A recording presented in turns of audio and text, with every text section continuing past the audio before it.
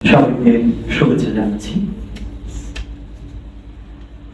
আমার এক কবি বন্ধুর অনুরোধে একটি বিষয়ভিত্তিক কবিতা লিখেছি, সেটা হচ্ছে সুন্দরবন নিয়ে। পড়ছি মনের গহীনে সুন্দরবন। প্রকৃতির মায়ায় নিজেকে হারিয়ে খুঁজে পাই প্রশান্তি। জনপদ গড়িয়ে সবুজে ঘেরা মায়াময় পরিচ্ছন্ন বন, জেলেদের টুকটুকি আহ্লাদি মন।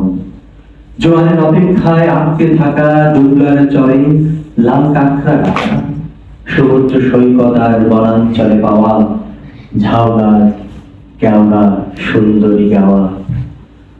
জলস্রোত বাঁধ ভাগে বেলাভূমির বাঘ হরিণ বানর অজগর কুমির, পত্র পল্লবের ভেতর দিয়ে ছুটে যাওয়া বালিঘাস চখা মাছরাঙার ঝড়ো হাওয়া।